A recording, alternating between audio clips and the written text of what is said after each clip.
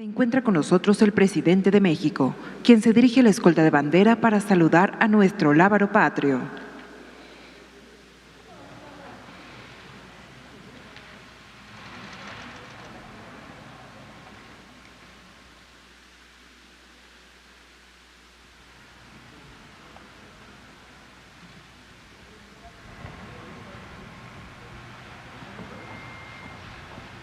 A continuación, se rendirán los honores al presidente constitucional de los Estados Unidos mexicanos y comandante supremo de las Fuerzas Armadas.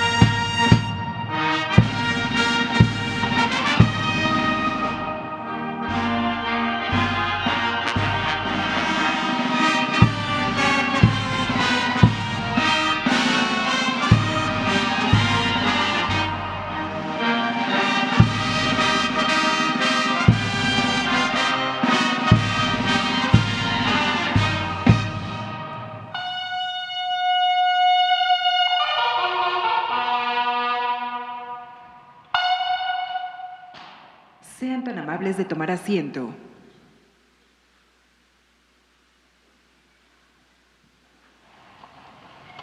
Preside este mensaje de los primeros 100 días del cuarto año de gobierno el presidente constitucional de los Estados Unidos mexicanos, licenciado Andrés Manuel López Obrador. Amigas, amigos, servidores públicos,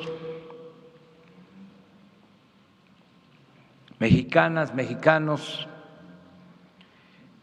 en los 3 primeros meses del año 2022, lo más significativo ha sido, para bien, la disminución de la pandemia del COVID-19.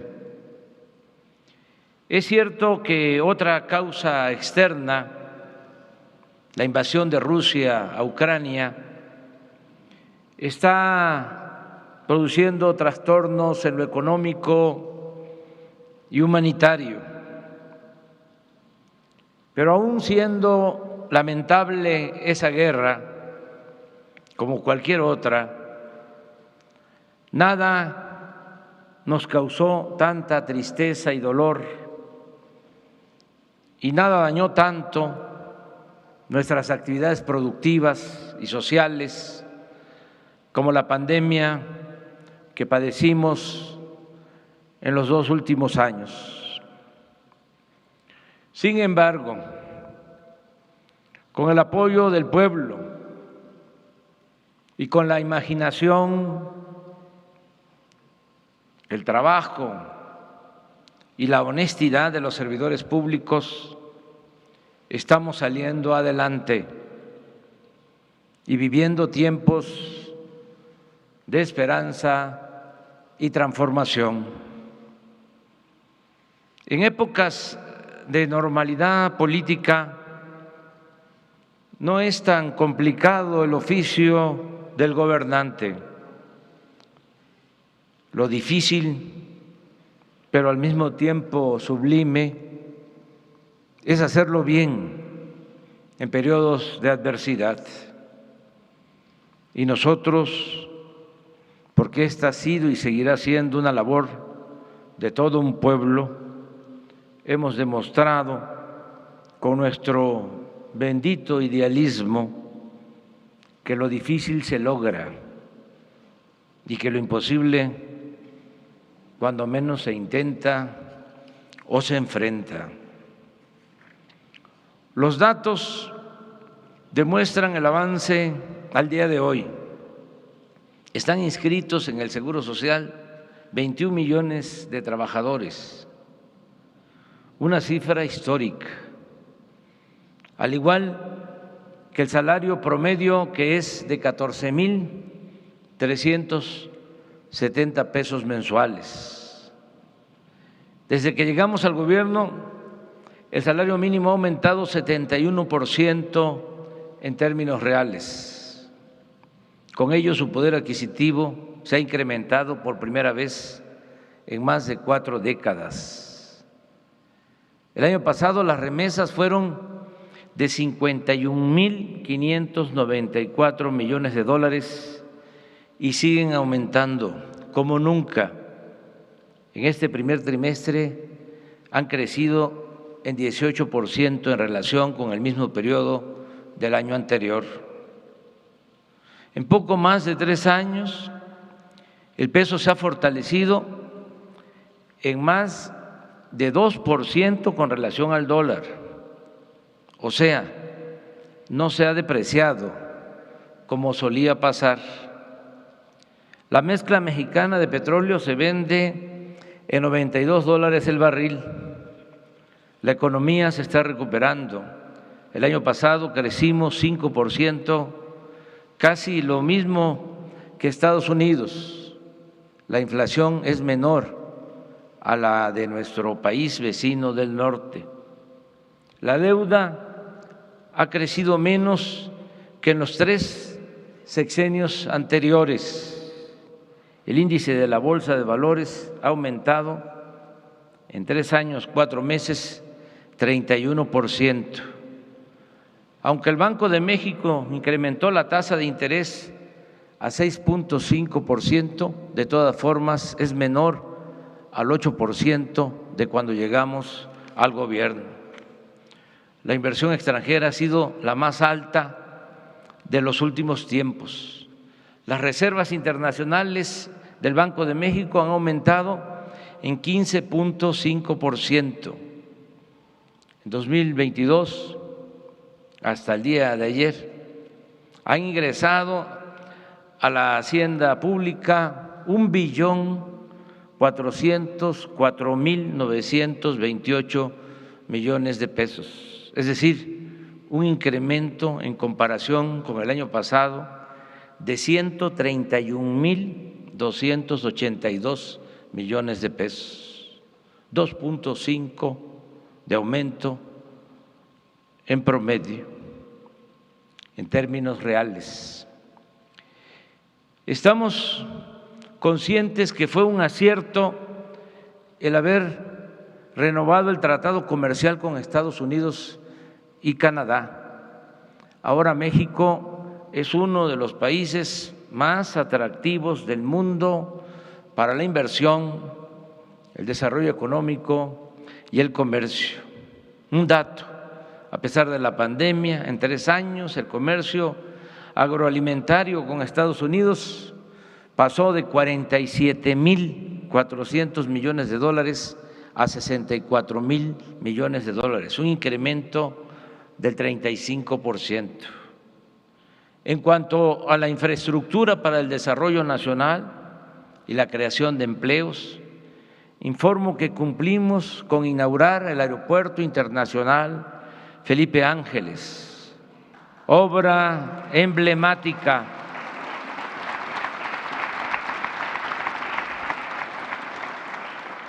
de gran calidad que nos permitió un ahorro de 120,000 millones de pesos.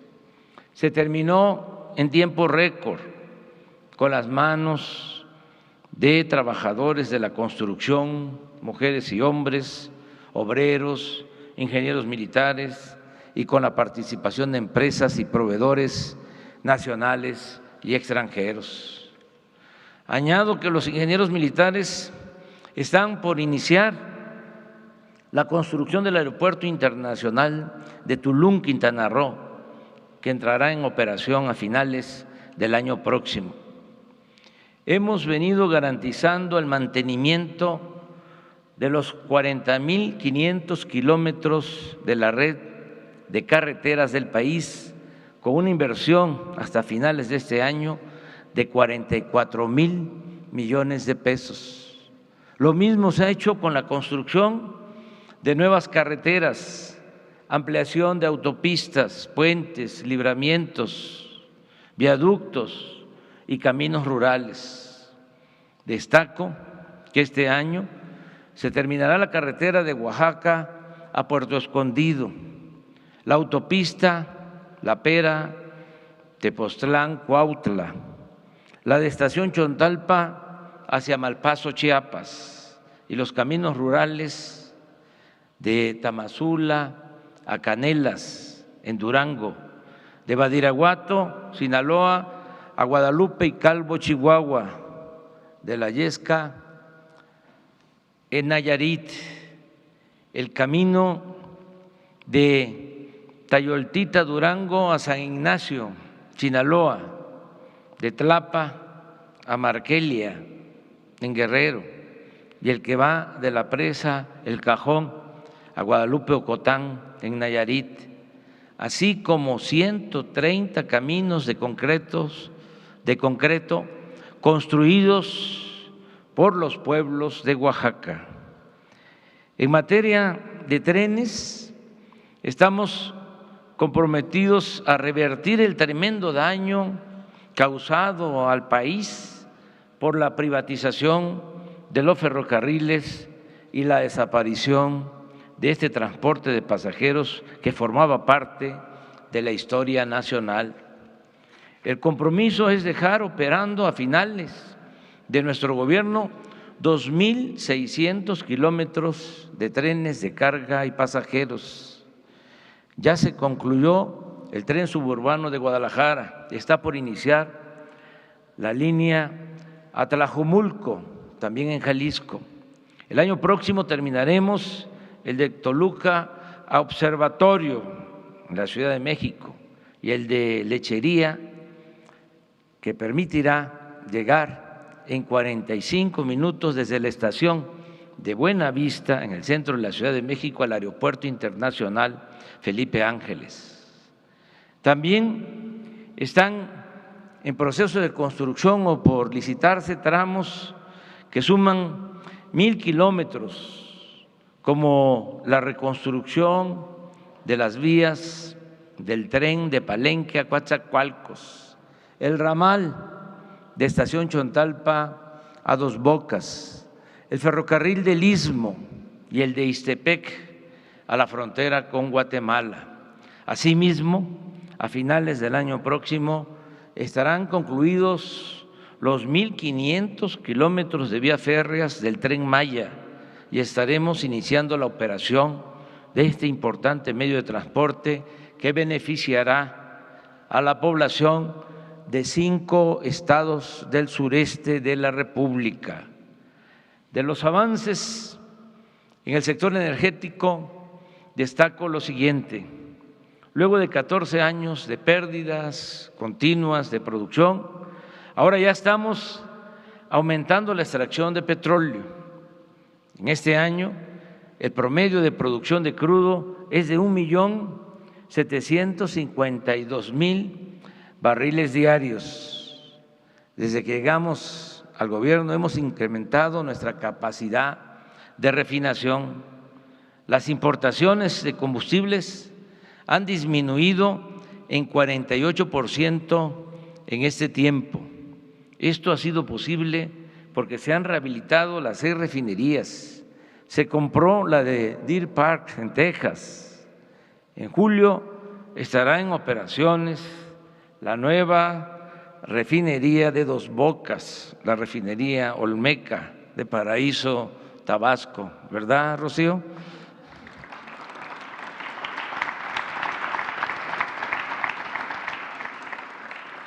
Y con la terminación de la coquizadora de Tula, el año próximo seremos autosuficientes en gasolinas, diésel y turbocina. Además, en estos últimos días, por la disposición de fondos, resolvimos construir en 24 meses otra planta coquizadora en Salina Cruz, con lo cual prácticamente solo produciremos gasolinas y diésel y no combustóleo. Así obtendremos mayor rentabilidad económica y reduciremos las emisiones contaminantes.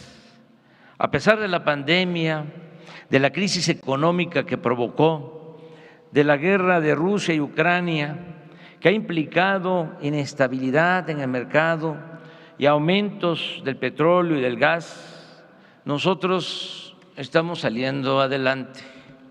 En México no han subido los precios de estos combustibles ni las tarifas eléctricas, y ello nos ayuda a frenar la inflación, a fortalecer la economía popular y a garantizar el bienestar de los mexicanos, sobre todo de los más necesitados.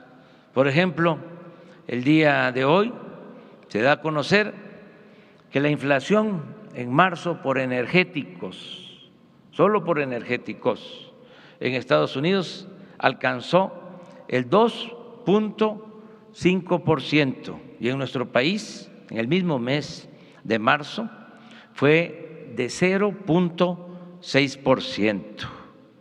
En estos tiempos no solo estamos rescatando el petróleo, sino también nos encontramos luchando por recuperar el control de la nación sobre la industria eléctrica, tanto para garantizar la soberanía energética del país como para tener un abasto de electricidad estable, confiable y con precios justos, a salvo de circunstancias terribles como las que se han presentado en Texas y las que se viven en algunos países de Europa como consecuencia de privatizaciones salvajes de la industria eléctrica.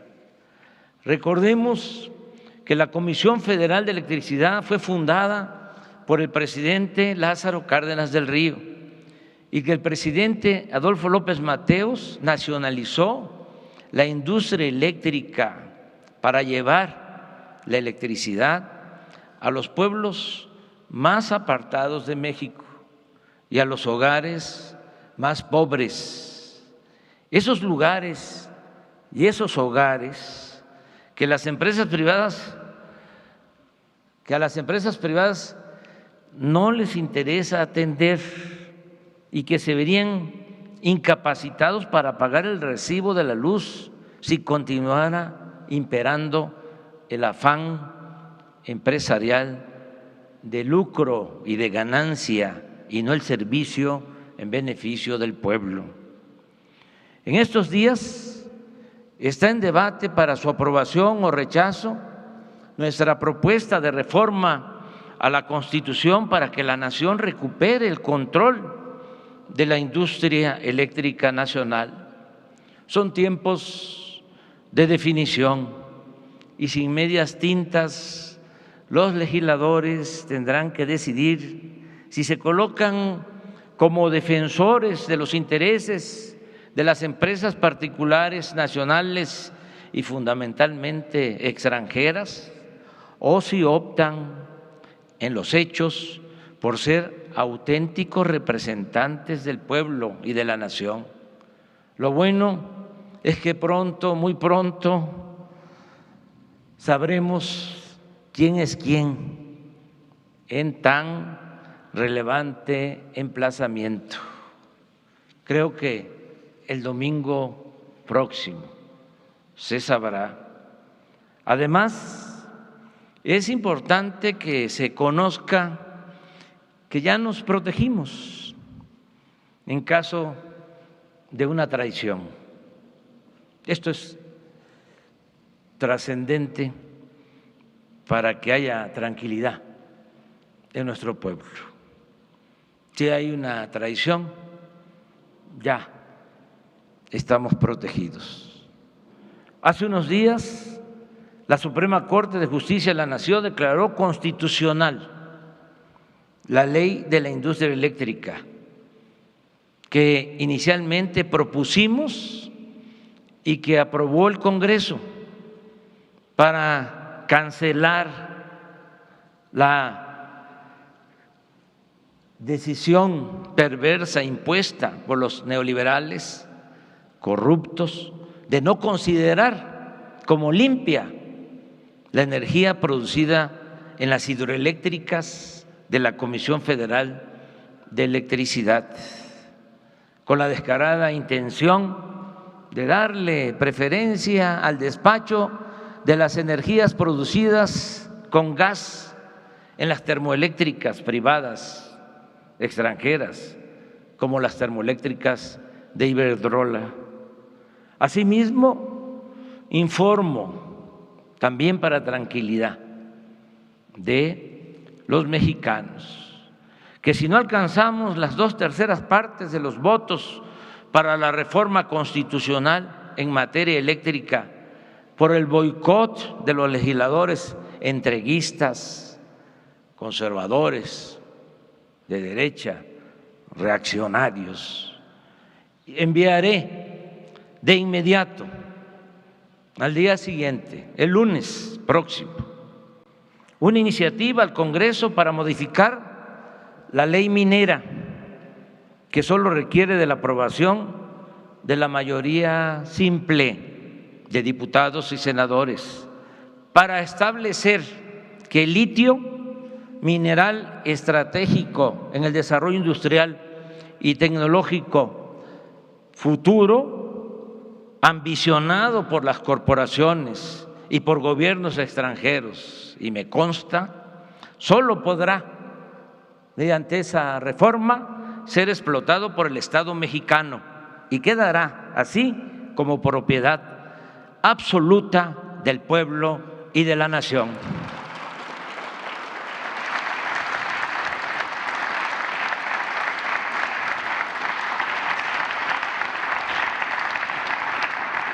Frente al problema de la inflación que afecta a todo el mundo, nosotros hemos podido evitar su desbordamiento con la autosuficiencia y el control de precios de los energéticos, pero también en buena medida con la mayor producción de alimentos de la canasta básica. Es un hecho que los precios de garantía, el apoyo directo a campesinos y pescadores, la entrega gratuita de fertilizantes y el programa Sembrando Vida han mejorado el autoconsumo y la producción de alimentos en el país. El año pasado aumentó la producción de maíz, frijol, arroz y trigo en 2 millones de toneladas en comparación con 2018. No obstante, es indispensable destinar más apoyos al campo para beneficio de sus pobladores y también para avanzar en nuestro propósito de ser autosuficientes en producción de alimentos. Hay 2 objetivos fundamentales para garantizar nuestra independencia, nuestra soberanía: la autosuficiencia energética y la autosuficiencia alimentaria. Es por ello que decidimos aumentar el monto del apoyo a 1 millón de campesinos del programa de producción para el bienestar. De igual forma, está en marcha la entrega de fertilizantes gratuitos en Guerrero, Puebla, Tlaxcala y Morelos, así como a productores de Chiapas, Oaxaca, Zacatecas, Durango y Nayarit.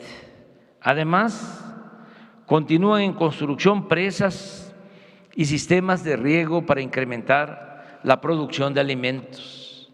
Ahora, como ha quedado de manifiesto, el Estado es abierto promotor de actividades productivas para el desarrollo, contraviniendo los criterios neoliberales. Y es aún más notoria su participación, la del Estado, en el cumplimiento de su responsabilidad social. La política en pos del bienestar del pueblo y el combate a la corrupción constituyen la esencia de nuestro quehacer gubernamental. Es un timbre de orgullo el repetir y sobre todo hacer realidad el principio de que por el bien de todos, primero los pobres. Recuerdo que hace un año nos comprometimos a que la pensión universal para adultos mayores se entregaría a partir de los 65 años y se incrementaría gradualmente hasta llegar al doble al inicio de 2024. Hoy puedo decir que estamos cumpliendo. En la actualidad hay 10.163.000 adultos mayores que están recibiendo su pensión.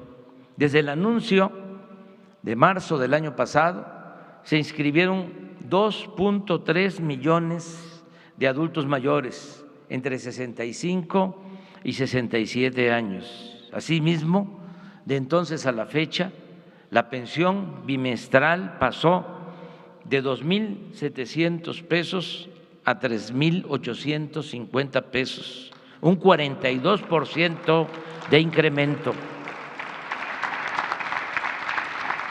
Pero no solo eso, todos los programas para el bienestar se han ampliado y este año recibirán beneficios directos 25 millones de familias mexicanas.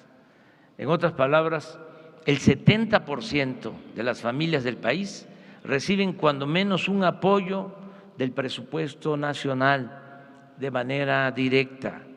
Y en los estados más pobres, como Chiapas, Guerrero y Oaxaca, ya se atiende a casi el 100% de los hogares. El desafío mayor en nuestro propósito de establecer un verdadero estado de bienestar consiste en hacer realidad el derecho a la salud, y en eso estamos.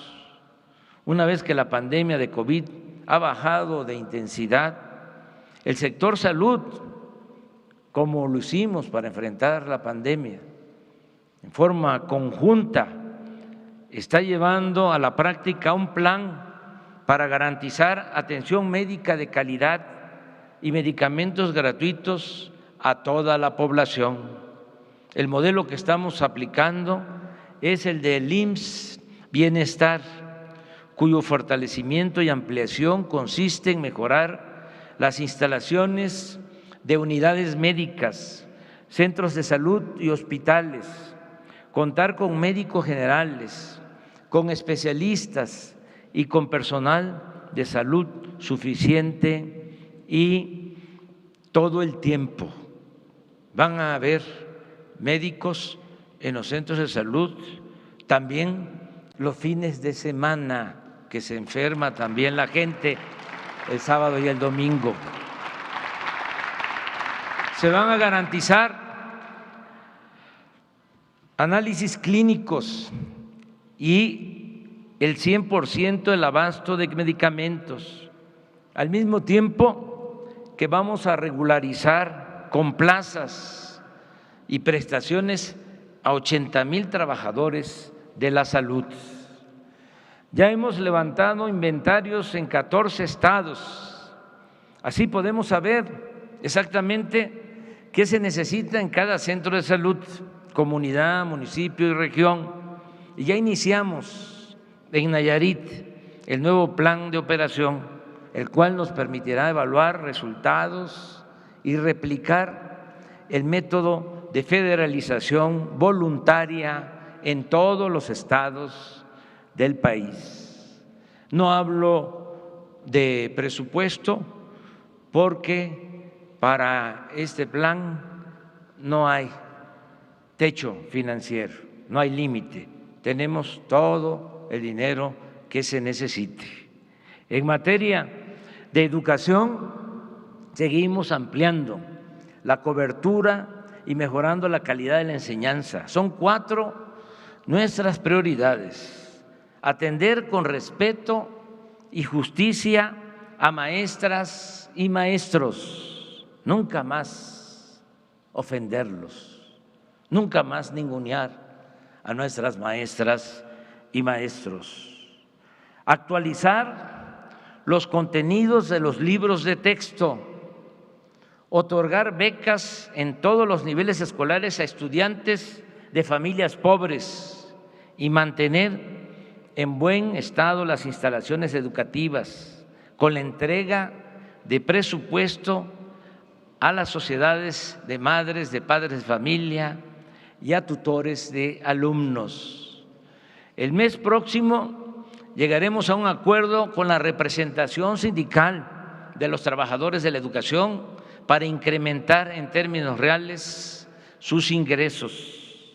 Hasta la fecha, con la participación de maestros, maestras y pedagogos, se han reformado los contenidos de 97 libros de texto, al mismo tiempo que se han adquirido 172 títulos y 27 materiales impresos complementarios para mejorar el conocimiento de educadores y educandos en todas las materias. Asimismo, no se han dejado de entregar 11 millones de becas a estudiantes desde preescolar hasta doctorado, una cifra sin precedente, nunca visto en la historia de México. En la actualidad, 68,000 escuelas han recibido de manera directa un presupuesto para mantenimiento de sus instalaciones, y este año se incrementará el número de escuelas atendidas hasta llegar a 105,000 planteles. De igual forma, será mayor el monto que reciban, es la entrega directa del presupuesto a las sociedades de madres y padres de familia para el mantenimiento de las escuelas. Van a recibir ahora más porque esas sociedades de padres y madres de familia decidirán también cómo usar los fondos que antes se les entregaban a 20,000 escuelas a través de intermediarios y se manejaban sin transparencia en el programa denominado Escuelas de Tiempo Completo. Agrego que continúa ampliándose el programa de fomento a la lectura.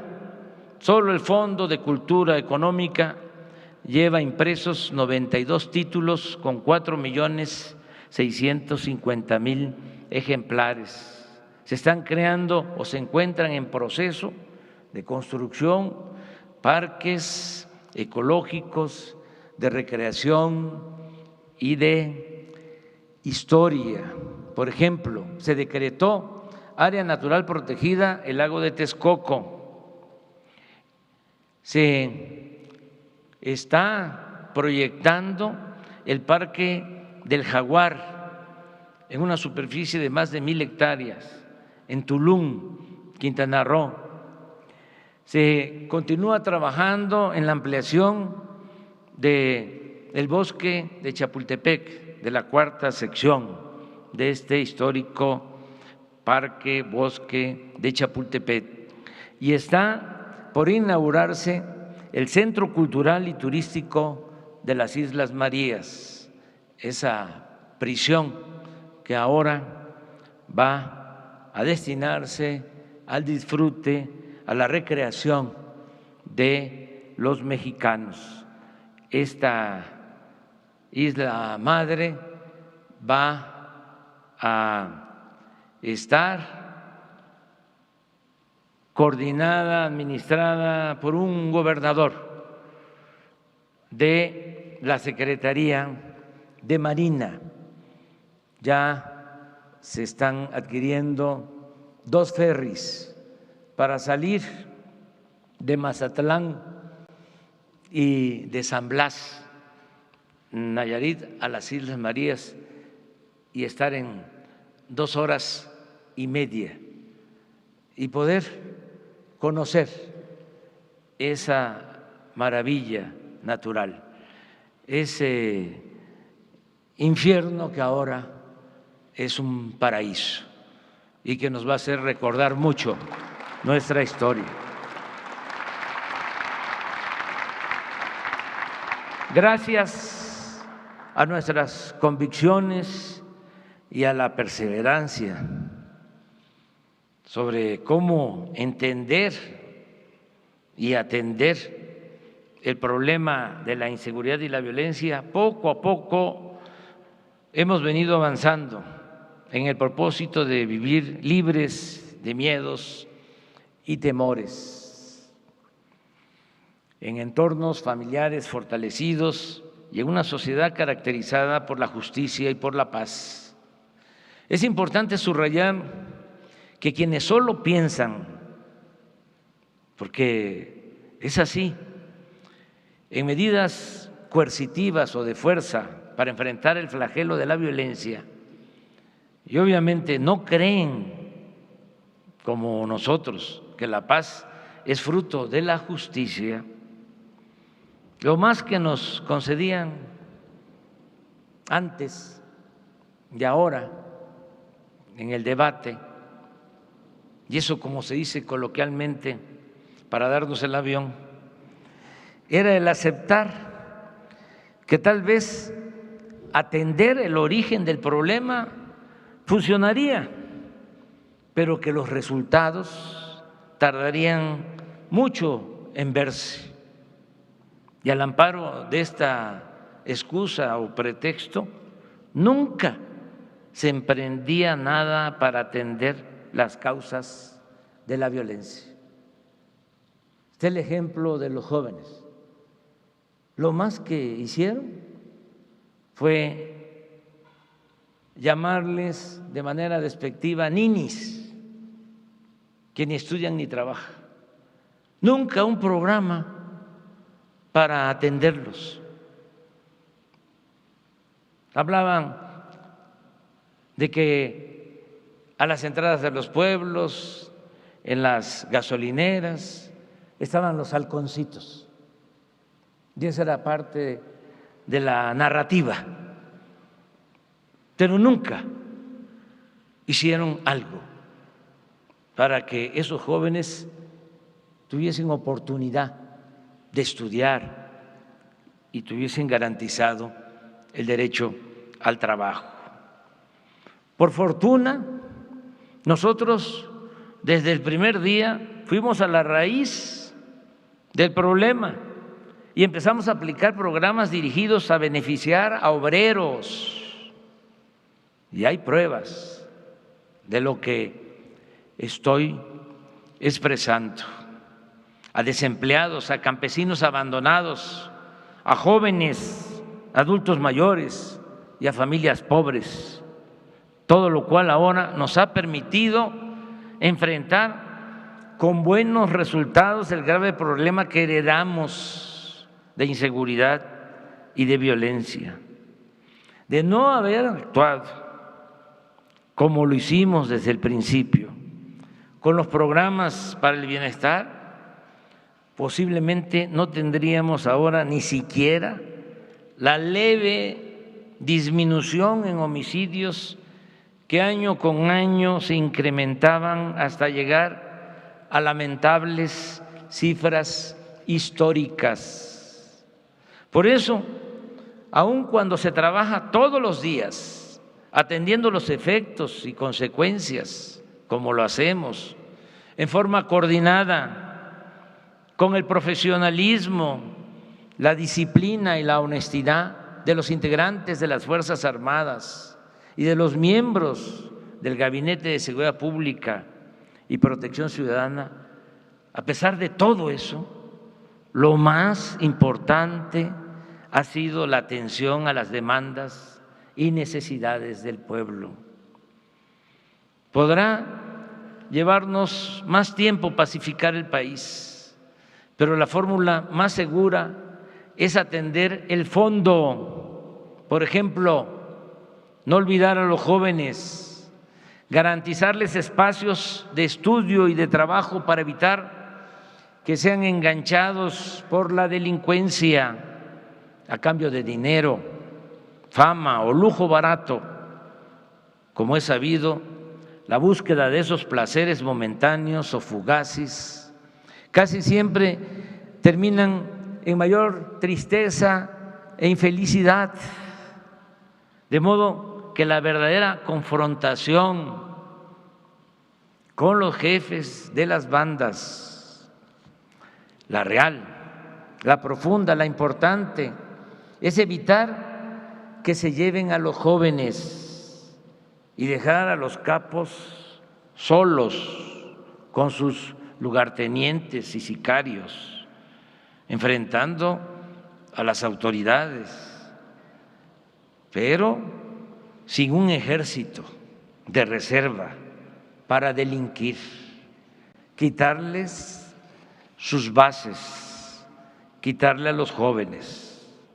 Por eso estamos atendiendo a los jóvenes con el programa Jóvenes Construyendo el Futuro, creando empleos, haciendo realidad el derecho a la educación, combatiendo la pobreza, fortaleciendo valores culturales, morales y espirituales, y también, desde luego, actuando con profesionalismo, perseverancia, coordinación y respeto a los derechos humanos para garantizar la seguridad pública.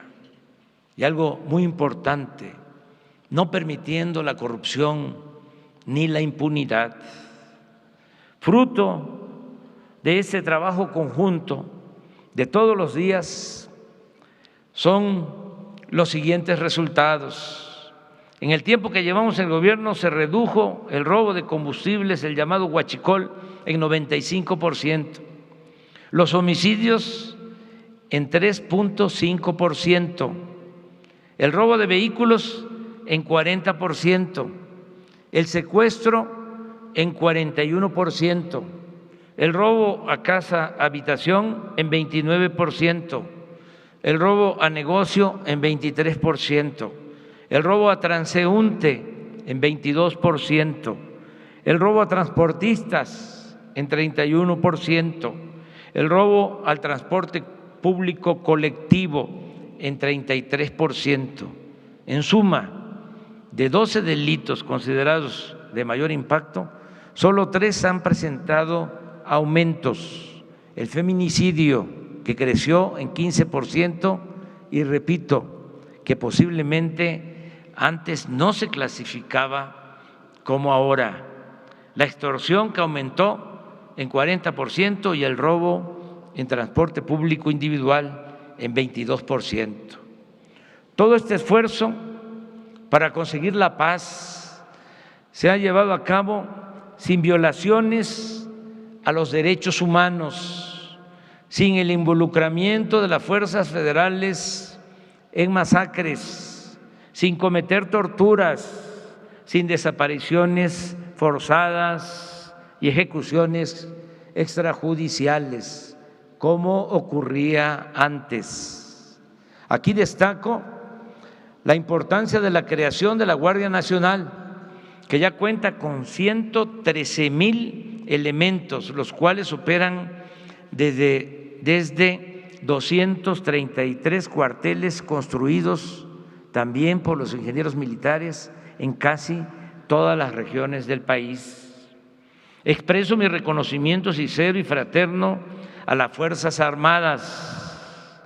Sin la lealtad de las secretarías de la Defensa y de Marina, y sin su entrega al pueblo, no tendríamos, lo digo de manera sincera, los mismos resultados en seguridad, en desarrollo y en bienestar.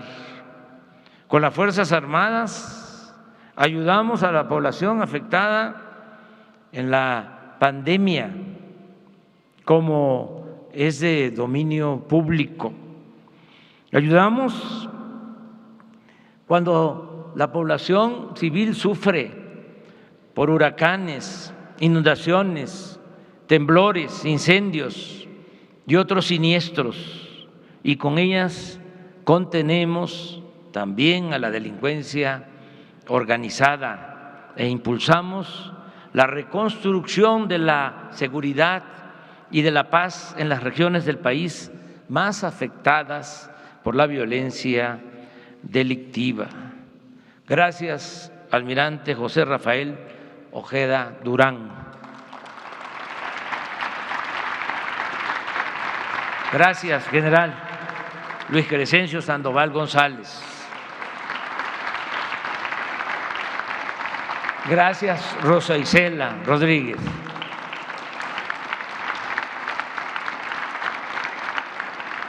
Gracias también a todas, a todos ustedes, los miembros del gabinete y de las instituciones del Gobierno de la República que se han comportado a la altura de las circunstancias. Es un equipo de trabajo de mujeres y hombres que han demostrado ser auténticos servidores públicos, trabajadores honestos y algo que es muy importante, con profundas convicciones sociales, con convicciones humanistas. Amigas y amigos, hace 2 días por primera vez se llevó a cabo el proceso constitucional de revocación de mandato y la mayoría de la gente votó a favor de que continúe en el gobierno y que concluya mi mandato hasta finales de septiembre del 2024.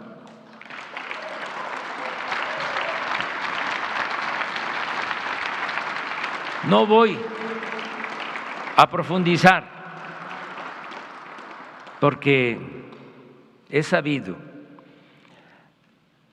de la importancia de este ejercicio extraordinario de la democracia participativa que reafirma la soberanía del pueblo y obliga al gobernante no solo a mandar, sino sobre todo a obedecer y a servir.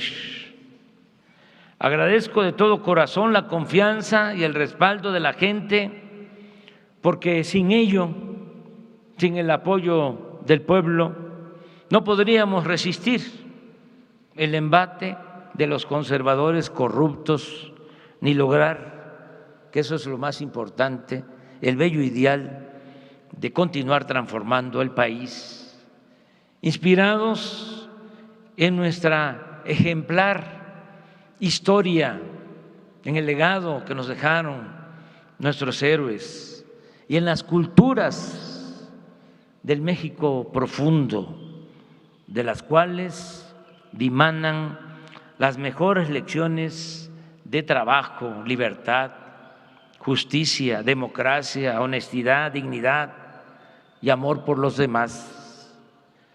En el tiempo que nos falta, 2 años y medio, un poco menos, deseo que, como ha sido hasta ahora, con el apoyo del pueblo, sigamos caminando hacia el estado de bienestar que nos permita erradicar el hambre y vivir libres de miseria. Tenemos la encomienda de garantizar la seguridad social desde el nacimiento hasta la muerte, que nadie en México nazca condenado a la pobreza, sin justicia, sin porvenir, que se abran las más amplias oportunidades para ascender mediante el estudio y el trabajo en la escala social, sin dejar nuestra identidad, el orgullo de nuestro origen, y que se convierta en realidad el derecho a la felicidad. Pienso que hay 2 cosas fundamentales: continuar impulsando con dichos y con hechos la revolución de las conciencias, que es lo más eficaz para enfrentar el pensamiento conservador y reaccionario de nuestros opositores. Y no solo para eso, para que se conviertan en irreversibles las conquistas de nuestros tiempos, que todo lo que logremos en beneficio del pueblo no tenga marcha atrás. Y la mejor garantía, el mejor seguro es el cambio de mentalidad de nuestro pueblo, porque la gente va a ser la encargada de defender esas conquistas en su beneficio.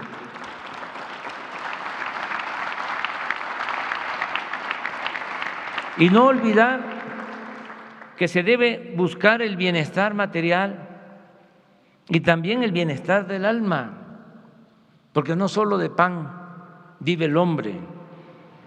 Es indudable que los seres humanos necesitan bienestar, todos necesitamos vivir bien. Nadie puede ser feliz sin trabajo, alimentación, salud, vivienda o cualquier otro satisfactor básico.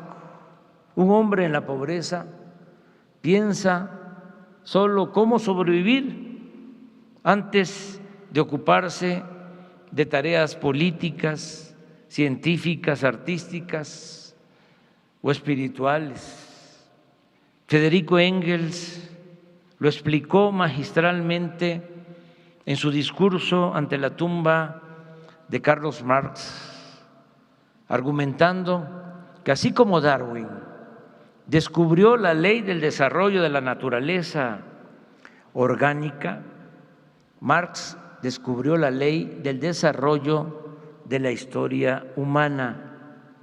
El hecho tan sencillo, según Engels, pero oculto bajo la maleza ideológica de que el hombre necesita, en primer lugar, comer, beber, tener un techo y vestirse antes de poder hacer política, ciencia, arte o religión. Hasta ahí la cita. Pero el sentido de la vida, sostengo, no debe reducirse únicamente a la obtención de lo material, a lo que poseemos o acumulamos. Una persona sin apego a un código de principios, sin apego a un ideal, a una doctrina, difícilmente consigue la felicidad. En algunos casos, triunfar a toda costa y en forma inescrupulosa conduce a una vida vacía, a una vida infeliz. De ahí que deberá buscarse siempre el equilibrio entre lo material y lo espiritual, procurar que a nadie le falte lo indispensable para la sobrevivencia y cultivar al mismo tiempo los mejores sentimientos y actitudes hacia nuestros semejantes. En fin, nunca dejemos de actuar con mística en nuestro quehacer público, en nuestro quehacer político, ni hagamos nunca a un lado el humanismo y la fraternidad. Muchas gracias.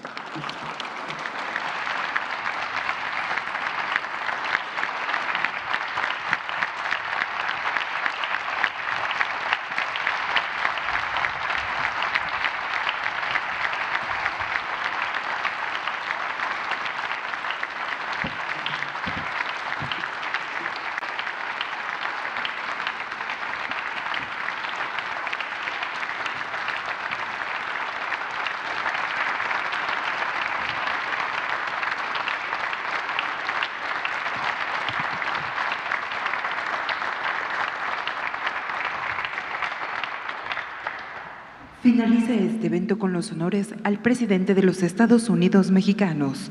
Se les invita a permanecer de pie para entonar nuestro himno nacional.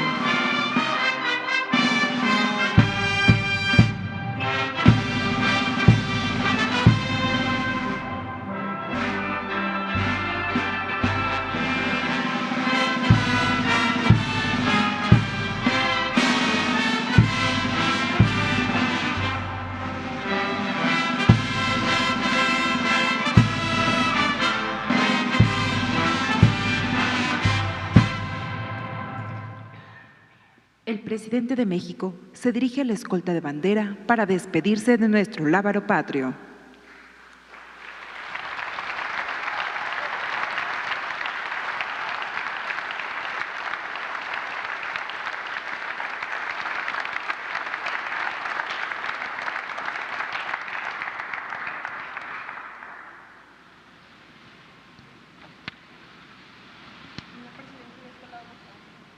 Se agradece la asistencia del presidente de México y funcionarios que lo acompañaron. Muy buenas tardes.